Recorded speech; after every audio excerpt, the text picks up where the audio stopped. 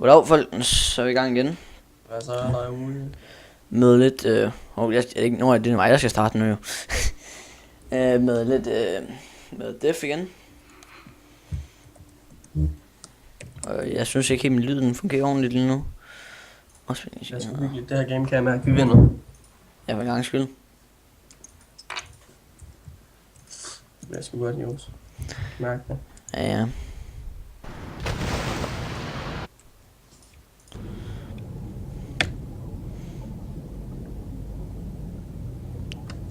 We've do the squad. Og jeg har lige været inde, ikke? Jeg har set det der optag med det der, som vi blev filmet til. Nej, hvad var det der? Altså, jeg har lige set Lausen og lige delt det på gruppen. Mm. Fuck for fed, mand. Maus, er det dig, der dykker? Nej, sorry, det er mig, ikke helt forkert, bro. Ja, stykker. Ja, jeg mener, det var hej. Det var mig ikke helt forkert. Hvor har han delt det? Eller bare lige lagt et opslag op, altså. Ja.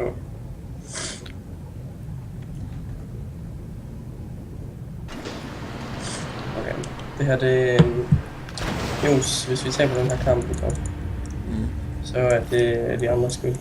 Ja, virkelig. Virkelig. Det vil jeg også sige nu, altså. Vi er bare så pro-masters til det her shit. Har min ven, han hacker? Har vi en, der hacker? Nej, det var bare han sådan noget sådan helt vildt. Ej, det var fandme fedt at spille med en hacker egentlig. Ja, kan man blive backbandet? Det ved jeg sgu ikke, altså så køber man sgu bare spille igen eller andet. Ny bror. Det koster ikke en skid jo. Altså 20, men gør det? Ja, når det ikke er på tilbud, så gør det. Så lidt, nogle gange. Maus, kom herover, Maus. Jeg har fundet åbningen, hvor de kan se os. Hvor er det? Herovre. Hvor er du?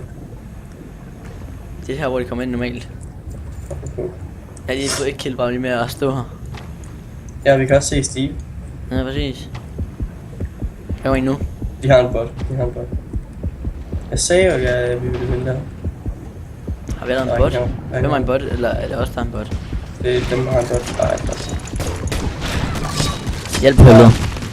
De har en bot. Han har allerede fået 2 kills. Wow. Så er det ikke godt, de fik en bot. Jeg finder nogle til de her bots rimelig okay. Jeg tror, jeg stiller mig her. Gemmer sig i tanget, Markus. De kan jo se dig. Der er sådan noget rødt om dig. Åh ja, wow. Fuck, ved neden, så kan man ikke ordentligt gemme sig. Men igen, så er det også bare pis. Det kan også være alt for svært at være high. Ja. Okay. Den der bot der, ikke, den er altså fandme alt for OP. Jeg fik den. Åh, god. Så kom den anden lige at flække mig. Goddammit, de gode. Og så skulle købe bomber og sådan noget shit. Jeg sparer lige op til mit våben først, og så køber jeg bomber og sådan noget efter.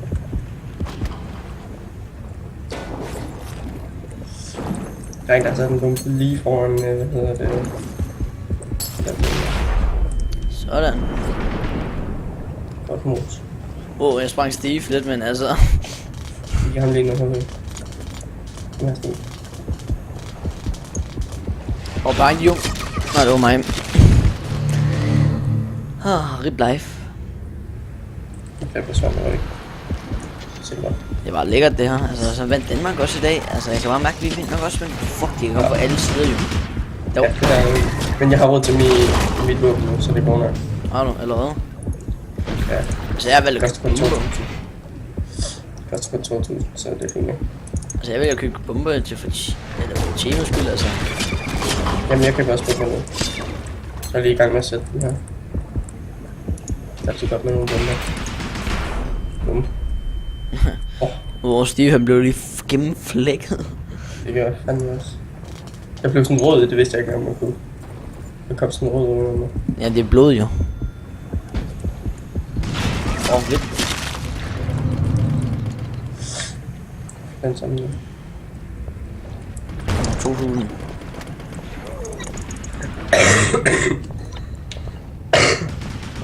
De er altså alt for gode, jeg har her. Jeg køber sådan en medic ting her. Så kan jeg lige sætte en medic ting, så kan vi ikke dø. Jeg har sat den lige under Steve. Så kan vi ikke dø. Fuck. De der bomber, de er så bare knivskarp. Knivskarp. Ja, jeg fik en på lige efter hinanden. Genialt. Ikke hvor Steve, fordi at der ligger lige en ting lige under ham, som jeg kan bruge lige nu, fordi jeg ikke har liv. Og det gik genialt, jeg købte sådan en ting. Det var sagt mig godt. Jeg har tænkt, alle bruger den. Eller jeg brugte den ikke. Jeg er simpelthen bare nede til den. Nå ja, men jeg snakker heller ikke om dig. Hvor er det henne? Nå, jeg kan lige der. Goddammit.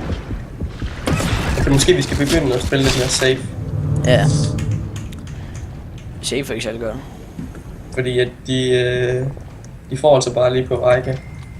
Og vi går bare der. Jeg sætter en bombe lige foran indgangen. Har jeg ikke råd til en bombe eller sådan noget? Ej, der er fandme ikke, men...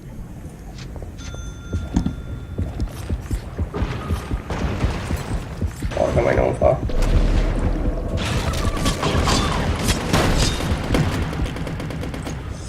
En eller anden køb, sådan at man kan se, hvor de er henne. Det kan man købe nemlig. Det er fucking sejt. Nå, den der Ja, scanner der. Det er jo fandme vildt. den skal vi have. Den skal vi lige finde, hvor den. Ja. Jeg har sat bomber op for ovnen, og så en derhen, hvor vi kommer ind. Hey, der er allerede en, der har sat en her. Super. Jeg kan ikke se, hvor det er henne. Der er der en. Der fik jeg. Godt mos. Vi har samme våben. Næste gang Magnus, jeg tror, mit våben det er stat track. Hvorfor tror du det? Vi kan kigge de der ridser dernede, ikke? Jeg tror, de tæller skud. Eller kills med våbnet. Ej, jeg har fået mere end 6 kills ved det her. Ja, jeg tror, jeg har 6 kills, men det passer nok også meget godt med... Nej, jeg har kun fået 5 kills, så nej, okay, det passer ikke. Jeg tænker bare, det er jo sådan stat track. Det er jo fucking vildt, ja. Ja, tak. Jeg vidste det. Jeg vidste, det var en fucking god idé at sætte en der. Eller to. Jeg blev med den der. Den fik mig. Det var en bot. Fucking OP, mand. Fuck, der er en, vi er pres på, mand. Ej, jeg synes, vi klarer os bedre også.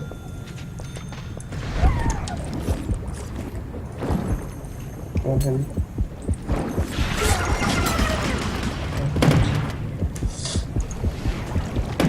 Skal jeg købe bomber eller medic?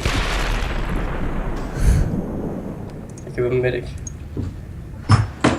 Bare købe bomber i stedet for. Nej, jeg køber sgu medic. Jeg har købt medic, så...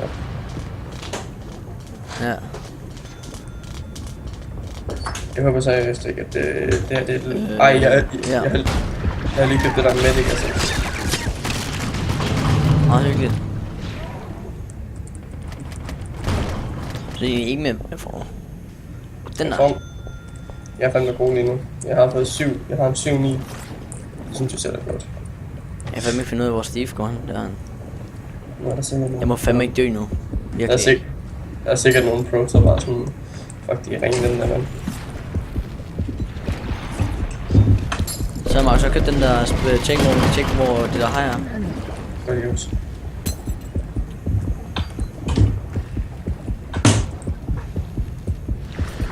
Hvor er de? Jeg kan seriøst ikke se dem. Der hvor bomberne er. Wow, de sprang bare lige sådan alle sammen. Magnus, vi har ingen chancer jo. Ja? Vi er tabt. Jeg er fandme tabt. Jeg så den svømme hen til mig og bare sådan... Spændende. Fuck, det er fedt skin egentlig. Den skal vi sejle nok, den der. Ja. Fed nok. Skal vi tage game i det her?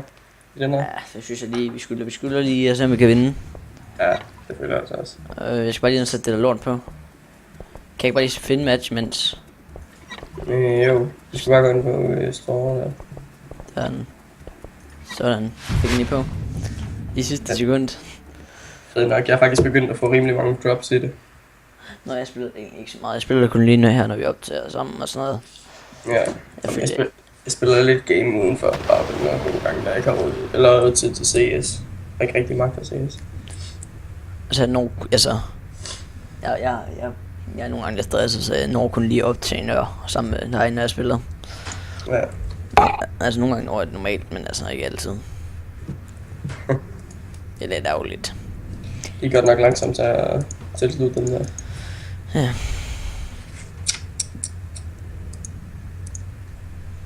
Sådan går det jo. Puha. Det går, det er sgu ikke fra den, der dræber. Det er fra den, der dræber, wow.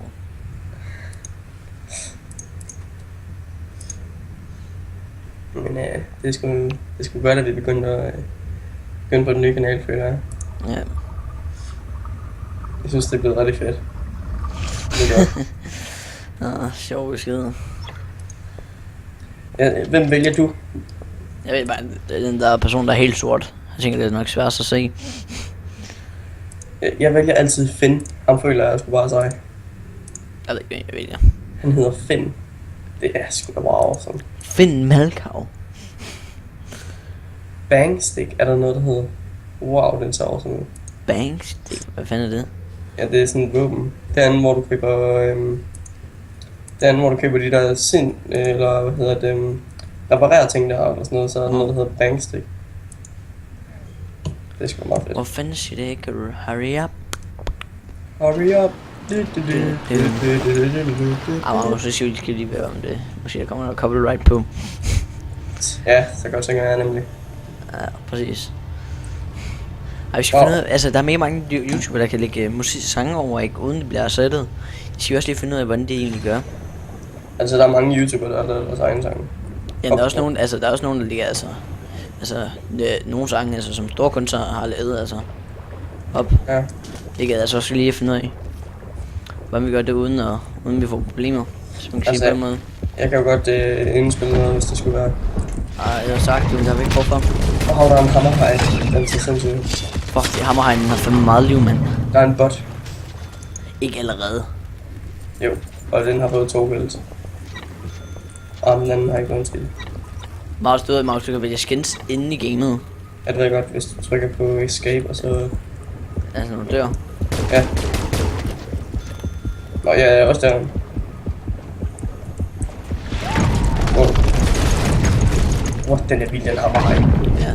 Hvad fanden sker der for den? Det er en bot. Det er seriøst en bot. Det er en hacker, helt sikkert. Vi har 2 bots, jo. Har vi? Ja. Altså, kan man godt leave gamet uden at forbande? Ja, det tænker jeg.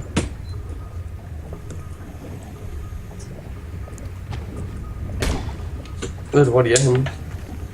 Nej, ikke sådan rigtigt. Ja, jeg kan høre dem nu.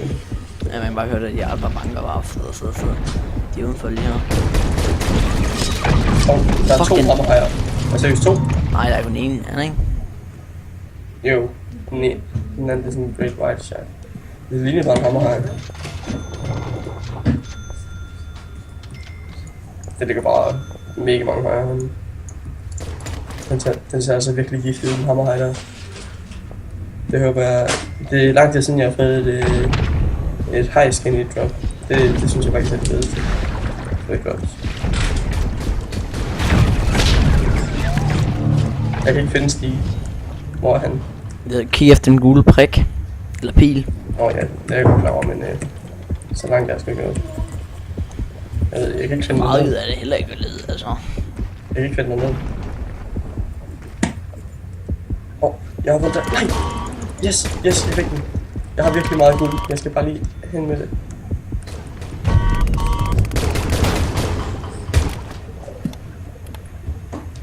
Jeg fandt lige bare mega meget guld. Jeg var sådan lige på oplevelse.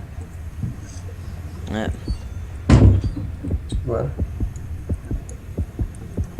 Det kan godt være, at vi finder det her måske. Eller hvad? Ja, tak. Hjælp. Nå. Oh my god, de er seriøst alt for hurtige. Seriøst, virkelig. Nej, det var alt for OP. Ja, jeg har råd til lidt våben, så det går nok.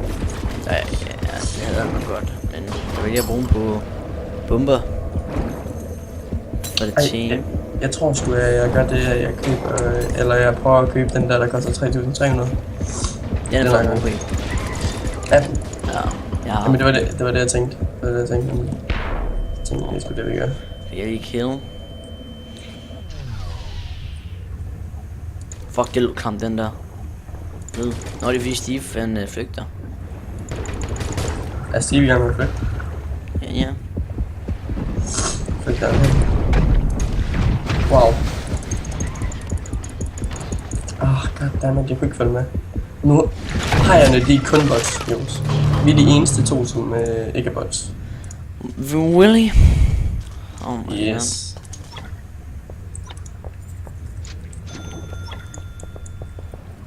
Den der gang, den ser bare fed ud i den måde, den er på.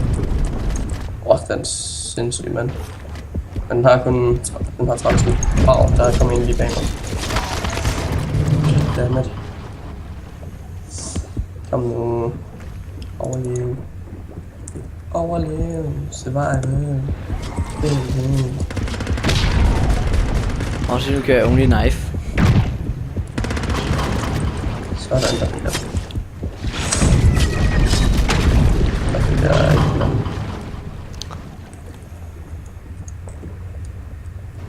Det her våben, det er jo, det ruller jo. Virkelig.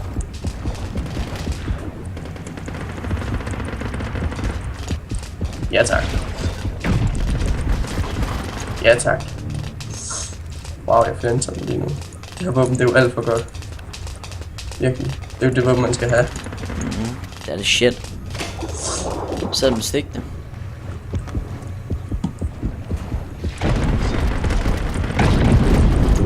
Oh yeah.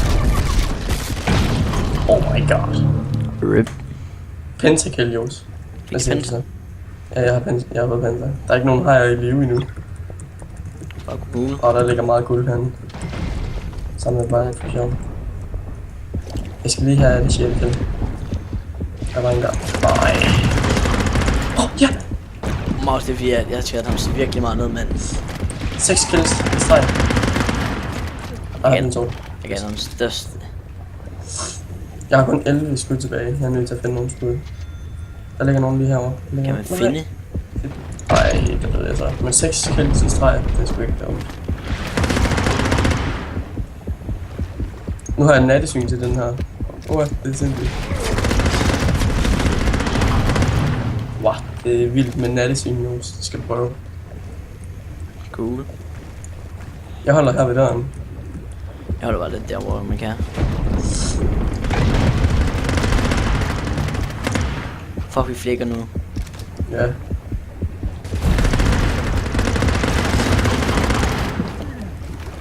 Sådan. RIP næste, der dør. Ja, virkelig. Jeg håber ikke, det er mig. Det var fandme heller ikke mig. Jeg håber bare ikke, at Steve han når videre. Fordi det kan godt være det, vi dør på. Okay, nu skal vi bare nakke en eller to mere. De har ikke flere liv, når de så er døde. Fuck, jeg flækker lige nu, Magnus. Ja, det gør jeg virkelig også. Jeg har 11. Og Emma også. Det næste. Ja, vi vandt. Fuck, et godt kill, mand. Det var et godt game. Good game. Maus. Jeg fik ikke så mange kills, men jeg fik næsten assistet til virkelig mange assister. Nej, det gør jeg ikke engang. Fuck, jeg var lort egentlig. Fik du ikke 12? Jo, men altså, jeg andre, I fik jo... Ja, jeg bots, jo fandme også overpowered. Ja, de er gode. Nå. Ja, jeg tænker, vi siger tak Tak for jer. for nu. Ja. Så vi ses. Peace out.